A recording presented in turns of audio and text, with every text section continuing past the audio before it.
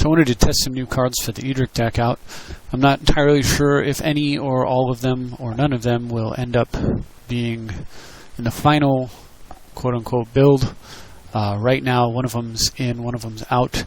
I'll point that out as we're running through the video. Anyway, this is the Edric deck, and I'll be playing against 11 different people. At least I think it's different people. Certainly 11 different games, all lined up down here, culminating in one that I think is particularly interesting.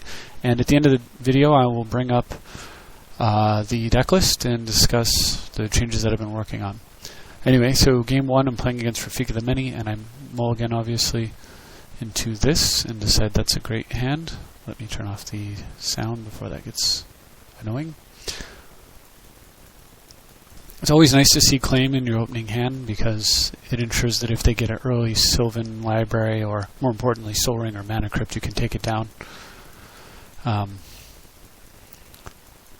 So I get Spike Tail, which is great because it backs me up, buys me a whole turn with the Rafik, and I've got I'm obviously way behind on tempo. And he decides that Spiketail is so annoying to him, he's willing to Swords to Plowshares. So in my head, Spiketail just countered a Swords to Plowshares and gave me a life to boot. That seems kind of awesome. So here Ranger's Paths. I did turn off the sound, right? Yeah, there we go. And I search at the end of his turn. I go ahead and get down Garrick to try to get caught up on mana. So at this point I've got 1, 2, 3, 4, 5, 6, 7. He's got 1, 2, 3, 4, 5, 6, 7, 8. So I'm not that far behind, even though I'm way behind on lands. And he slimes me, so I float a green in case he does something stupid like casts, I don't know, Lightning Greaves before combat. I guess that wouldn't be stupid, but anyway. Nothing happens. Decision target for claim. And now, with Force of Will backup, Natural Order. I decide I'm going to Natural Order away an Elf instead of the Beast, so I can use the Beast to block. Because I would like Garrick to live. It's 2 mana sources, and I'm pretty short. He goes for a Pact, and I have to force that. So Trisonon comes down and swipes away all of his blue, or excuse me, all of his white mana. So he could swing in with all of his guys and kill Garrick, which wouldn't be too bad, or he could just send, he'd have to send at least 3 of them. He decides to send none, so that's huge for me.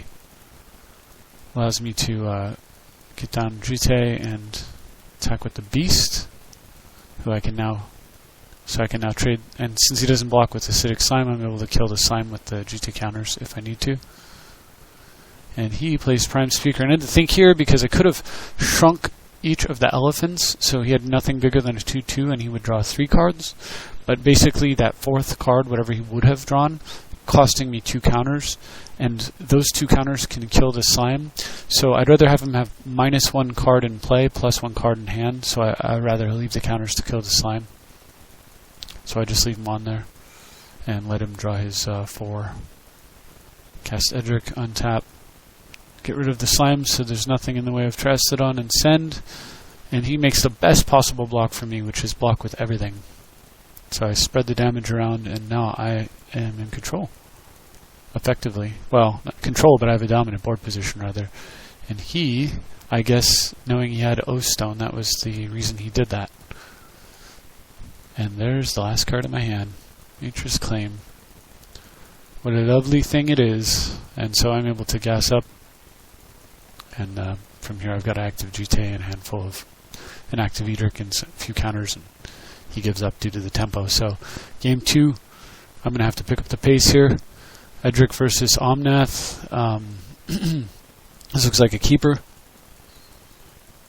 My opponent leads off with a Soul Ring, so I just Force of Will it out the gates. Omnath is quite powerful with the Soul Ring on its side, and I wouldn't have time to deploy Trastodon. Instead, it looks like he's slowed down significantly. And but he gets a Dungrove Elder, which, due to its hexproof, I'm not going to be able to punch through. And then luckily he plays that piece of junk Sackland, Tranquil Thicket, and everything works out really nicely for me. So I math it up, realize I can attack this way, take a card out of his hand, and bounce his commander, and then cast Trastodon, kill his Tree Forest, dropping the Elder, and this thing is just sitting there being a piece of junk in play. Awesome. So he gives up. So this guy is playing Thassa, God of the Sea. The thing about those cycling lands is if you have a card like Life from the Loam in your deck, then they can be quite good. You can use them to generate a lot of card advantage. However, if you don't play a card like that, and he very well may in Omnath, but if you don't play a card like that, those cycling lands are just horrible, because if you cycle them, it would have been better as anything. There are much cheaper ways to cycle cards. You could have a 0 casting cost cycling card. That guy just got overran and died. I'm just kind of spinning through these games where the opponent just gets mauled. But if you... Basically, it's a bad land, or it's a bad cycling card. So you don't want... So imagine if you had a split card like Fire and Ice. It's a good tap ability and card draw. It's a cantrip tap ability. That's good, and it's a good removal spell. And then contrast that to that cycling land. It's a terrible land, and it's a terrible cycling spell. So it's basically just a split card that gives you your choice of bad options. They're never worth playing without a very specific reason. If you're like trying to intuition into cycling land, Life from the Loam, Strip Mine, and then no matter what they give you, you end up loaming, and then you use the cycling line to get your draw phase back. Hey, that's a different story. More power to you. Anyway, so I mana drained this guy's commander. It looked like he was going to win there, but I top decked the land right on time, and I used this big turn to develop heavily, and he looks at his board state and gives up. So this guy's playing Tristani, and this is definitely a keeper. First turn Trinket into Soul Ring, and turn 2 Edric Soul Ring Smash Draw. He has a Voice of Resurgence, but I have Pod. This deck never loses when it has Pod, so Trinket turns into Sower Voice, Sowered Voice. And he gets then potted away into an Archdruid, and I play a Crucible, strip mine his land, and even though he's able to eat the Wasteland here at some point, I'm thinking it's game over, and so is he. So Edric's playing against Riku of 2 Reflections now, and I keep this risky keep, but I draw an island. And really meant to cast Jite here, but I was actually having a little chat. Oh, this isn't the one where I forgot my Jite. No, I'm sorry. I meant to cast Jite on turn 1. I meant to play Island Soul Ring Jite, and then turn 2, and land, since I drew the land, turn 2 land, equip Areo and attack.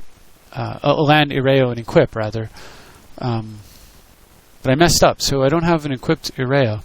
As it turns out this game, it doesn't matter because he plays his blocker there, and I don't really want to swing into it, so I just throw the Jite on Edric. And I don't really want to snap it to get in for damage because I'm planning on using snap as part of a flipping my Areo plan. So first things first, let me get a card, or in this case, a couple of counters on Jite. That works. And I clone the Soul Ring, so that's 1. Snap Areo, that's 2. Recast Areo, that's 3. Regrowth the Snap, and that's Scoop. Edric, Jite, flip the Areo, and 8 mana, or whatever it was. Seems like a good time to scoop if you're the other guy. So I keep a 0 land hand, and this is one of the new cards in the deck. I felt like I needed just a little more removal, and especially something that I could search for with Merchant Scroll or Mystical Tutor. And I like the fact that I can also Force Will with it. So, and Psyblast lets me do something unusual for blue, of course, which is go to the Dome with damage, or kill a Planeswalker. So I get down with Edric, and he tries to terminate, and I decide I'm going to go ahead and force, and I hang on to the Psyblast since it's powerful enough to kill his commander or any potential blocker that might be bigger than what Shackles can handle. And I pretty much just have to cross my fingers here, because if he kills my guy now, I have to draw a land to get him back into play, but I won't get a card. Luckily he does not, so I get my card and develop and put the thumb screws on a little bit. So Edric dies, but that's not a problem now. If I were him, I would have killed Finhorn Elves. I'm just going to recast Edric. I see people do this all the time, like kill my commander. I voluntarily kill the guy all the time. His job is to die. So unless you can kill him like before, you know, in a way so that I'm not going to be able to replay him, just killing him so I can replay him is just like wasting your own time. Kill all the support for him so I draw less cards. I don't know. I guess if you can kill him enough times, theoretically, he'll stay off the board, but that doesn't ever seem to happen. So anyway, I go ahead and search for a strip mine for his route farm, and he gives up to that, but he was obviously doomed. So this guy's playing Mono Black Balthor the Defiled. It seems like a very reasonable commander to be using, since his effect has the potential to be totally game-breaking if you are set up properly. The bad thing about it, though, is that you have to get set up properly, and there are things like Skithrix, who are much quicker and just end the game in very short order, that are probably superior to Balthor.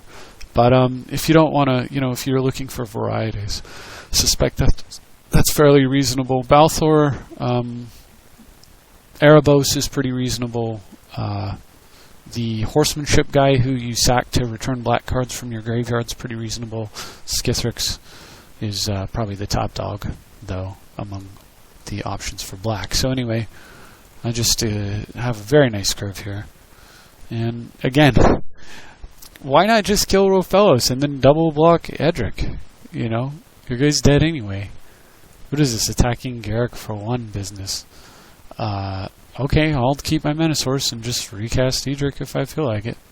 Whenever I feel like it. So first things first, I bribe him for, turns out to be Shieldred. Of course, he's just going to stack his Echo and then my effect, so my effect resolves first and he can sack that to Echo so he doesn't lose a creature that time, but it's okay. I'll minimize Edric for now. So I'm just using my life as a resource heavily this game. Send in with my Swamp Walker, who it's actually relevant to take down his mana. And sack my Rofellos to get Witness so I can get Bribery and clamp Witness. And the whole point of that was because I wanted a dead Witness, because having a dead Witness means I get to recur Witness every turn with Clamp and Shieldred, or Pod and Shieldred, which means I get to draw whatever I want. It's already been played every turn. In this case, what I want is a way to kill County Gem there. So that dies. Then I decide I want to really keep his mana suppressed, so I spend a lot of life to get an Edric and immediately kill him because I have to, because of the way that my mana situation worked out. Clone the Witness to pick up Claim and check and see if I have any better options here. So again, I want to recur Witness or Witness-like effects, so I kill my Metamorph. That way it'll pop back out with Shieldred and I can clone the Witness, but if there's a better choice than that, I can select the superior option. And in this case, I think there is. I choose Sword of Fire and Ice. So float a mana, play Mox, double Sword Shieldred, and a Bloom Tender, Bribery, Runescarred Demon, go get Force of Will, protect my position, Pod away, a Witness into Oracle of Moldiah, allowing me to play another land, and then I just clamp him because, you know, he's good, might as well. And I've got a Force of Will, and he gives up. So, hopefully this isn't taking too long. So, here we go, Edric versus Intet the Dreamer. And we're also almost getting to that last game, which was really, maybe not remarkable, but it's pretty awesome, and it does a great job of counteracting certain claims that people make about how cards like this affect the format. So, my opponent has Thada, and boy, that's the creature I love to hate. And unfortunately, I have played an island, and I didn't draw a wasteland or a strip mine for my own land, or a way to steal it, or bounce it, or Psionic Blast. Boy, I sure wish I had it now. So anyway, I play Edric and an Elvish Archdruid, and I leave a counter spell up, and he goes and gets Vault. Now, what I was really hoping he would do is go get either Jite or Sword of Fire and Ice, and then after combat he would cast it, I would counter it, and then of course on my turn I could witness it back up, play it, equip it, and kill his Thada. That's what I was hoping. Instead, he gets Mana Vault, and I really was on the fence about whether or not I made the right decision, or wrong one here. If I let Mana Vault resolve without Spell Piercing, he's going to be able to play his commander just by playing a land. But if I don't, but then again, I'll be throwing a Spell Pierce away, and he's just going to play it next turn, barring some solid top decks here. So I decide I'm just going to let it go and hope that he doesn't go with the commander plan. Because if he does play his commander, I'm just going to have to slam my guys into it anyway. And he goes with Eureka, with one floating. Oh my gosh, how terrible is this? So now, I have to just let him go crazy. So he plays Fathom Mage, I play a land. He plays his own Witness, but he has no targets, a Mary's Guile. I decide I'm going to go ahead and play a Witness. He plays Thassa, God of the Sea. And I pick up a land, because I figure I might as well just ensure I hit a land drop. That was a mistake, because this is now a 3-3. If I'd have held this, it would have stayed a 2-2. He would have drawn one less card right now, and he wouldn't have been able to... He would have... Any blocks he made would have been trading as opposed to killing. So that was one error there. But I send the whole team, because no matter what happens here, I need to find solutions to the scenario that I'm in. And there's one of my favorites, Birthing Pod. So Pod eats Edric, and Edric fetches Sower, as it has so many times in previous games. And then I thought about just going and clamping Witness right away, but I want to hold both Claim and Pierce. I have both, so depending on what he does, I can respawn. So I just leave it that way for now. And he plays his Eureka. Now I knew he had the Eureka, so that was the target for Claim, or Pierce rather. And but I don't think this is good enough for Claim. It doesn't actually draw cards; it's just selection. He's already got it, so it's super redundant right there. That doesn't put cards in his hand; just helps him find the cards that put cards in his hand. So deal with those. Anyway, so pre-combat, I have to think a bit and decide I want to get my commander down. Send the two he can't block, Flyer and Island Walk, and now he gets to enjoy the world of Thada Adel. So I go get his Phyrexian Metamorph, draw those cards there, and decide what I'm going to do is Metamorph him. And I'll slow down a little bit on the next one so you can see what my options were. I Metamorph his Fathom Mage, immediately Clamp and Pod it. So I get to draw two cards, plus threaten him with Ranged Hermit. Even if he sweeps the board here, like Blasphemous Act or something, I'm in great shape, and I've got a Treachery in case he has, say he had Act Dragon. Sure, that would be okay. What he's got is Consecrated Sphinx, so I let that go, and he gets a couple more cards. But, of course, I've got Treachery, and I Merchant Scroll for Mystical Tutor for Natural Order, and I will show you the purpose of all of this in a moment. So send the team, and I'll show you what is in his deck also with Thada. So all this stuff goes on the stack. Oop, don't. There we go. So I had Planar Portal, Top, Soul Ring, Strionic Resonator, and sort of Feast and Famine. I assume that means he has a Kiki-Jiki in here somewhere, perhaps. For Strionic Resonator, I don't know why he would... What does this do? Copy target triggered ability? Oh, it's a triggered ability. He can copy Thassa? I don't really know what the deal is. I guess coming to play abilities is what he wants it for. Anyway, it doesn't matter. So I get his Soul Ring. I don't make this video any longer than it really has to be. Oh, excuse me. That's his Soul Ring. Oh, and he's got a foil one. How pretty. So, I take a bunch of good cards, and I have two awesome Soul Rings. A Crypt And the purpose of all of that was natural order Trastodon, plus, remember, I never used my clone. Pot away Edric and Metamorph Trastodon. Have no mana, just an army of elephants. And what I should have done here was transmuted probably Muddle for Draconic Rift. I don't know. Looks like I would have came up a little mana short. Well, what I could have done is transmuted for to go infinite with Squirrel Nest. I could have just made like infinite guys. But instead what I do is I set myself up with a active I play Tezzeret and pod again into Glenelendra and leave a blue up. So that way there's really no realistic out there for him. So he wisely sends the team. I think he actually should... well, I guess he sends them all a Tez. That makes sense. Get Tezzeret dead. I'm able to kill 3 of them. And then I go ahead and just claim away my own Crypt, since I am flush with cards. Turn a Muddle into a Rift. And Rift everything back to his hand except for my Mana Vault, which comes back to my hand. And he's left with that stellar board position. Picture of a Plains. So, we're in the penultimate game. I've got one more to go. And that last one was a pretty good one too. Hopefully you've been enjoying these so far. So I decided to keep this hand here. It is not...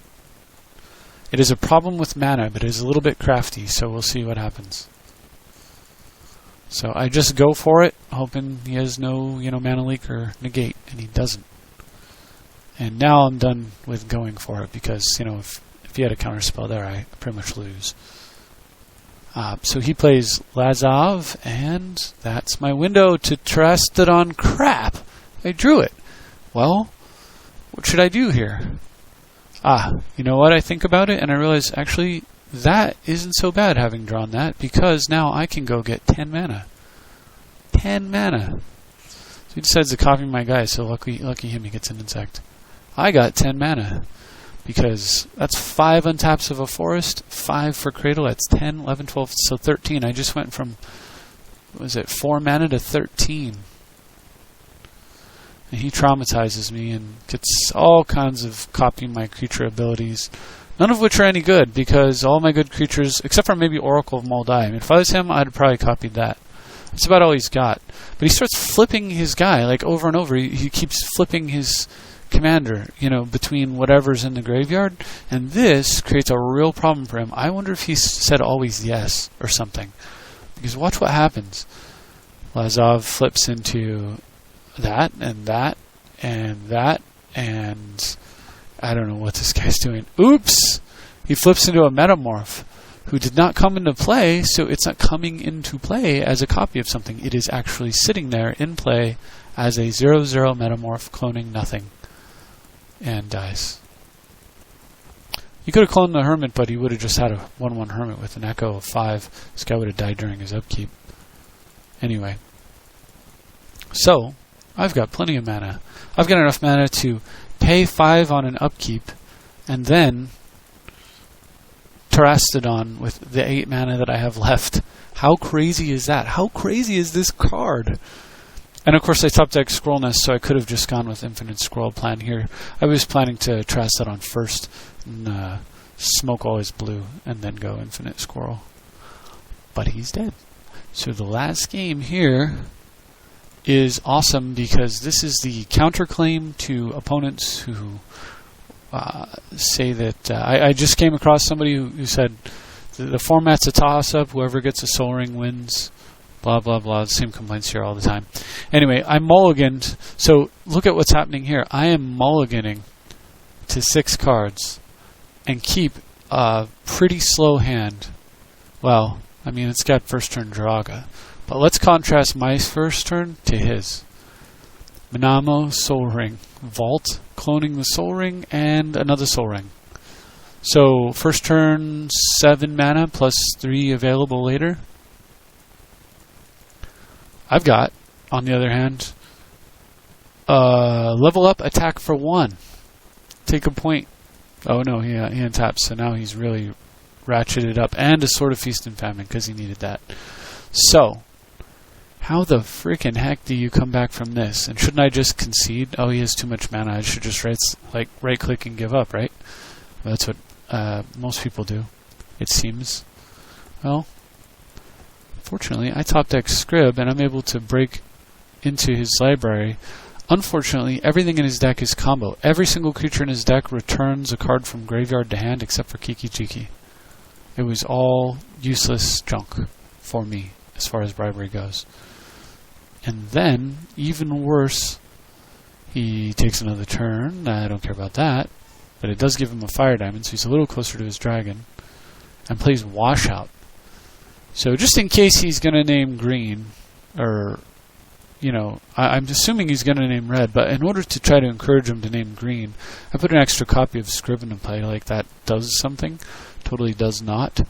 He correctly names red, so I just demonic tutored for like one of his key combo pieces and put it into his hand, is what this is amounted to. And there are some illusionist bracers to go with it. So now he can make copies of whatever. And then sort of feast and famine and do horrible things. So how am I going to win this game? Well, first, I get Glenn down because I'm afraid of what he might potentially, what he might draw. And then I think the right play for me here had to have been Edric, attack, and then cross my fingers. But I didn't really like the way that sounded. That line of play sounded a little sketchy. There's so many things he could top deck here to just win the game.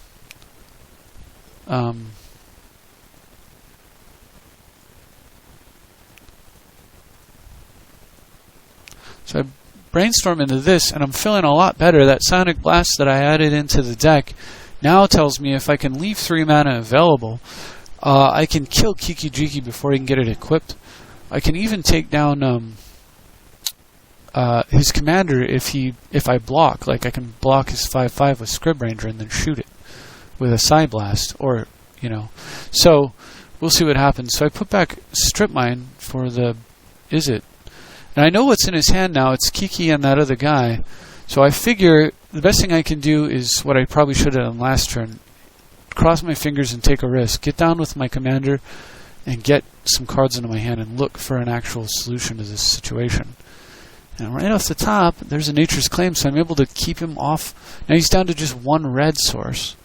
So I've got time. Like, he's not going to be able to play a land and then cast Kiki. And as a matter of fact, he decides that there's nothing he is going to be able to do, and he gives up. So, although that game didn't end super remarkably, look at the advantage he had and look how it finished. And if you've stuck around for all 30 minutes of this, I do appreciate it. Thank you very much for watching. I hope you enjoyed these games. And like I said, the one change I made recently was to put Psionic Blast in there. It may not stay, but it seems like having access to removal. How often do I pod for Sower? Well, the answer is a lot. I pod for Sower a lot. I pod for it a lot because I need to get creatures. I need to remove creatures. I'll Tezzeret for Shackles a lot because I need to remove creatures. I love to see Treachery in my hand because same thing. So if that's the case, one more removal spell probably supports what I want to happen, which is to get the creatures out of my way so I can get in there with Edric, or to take down the serious threats that blue-green otherwise would probably struggle to deal with. And like I said, it's merchant scrollable. So hopefully this works out. We'll see, but I do have a good feeling about it. Thanks for watching, and I'll see you next time.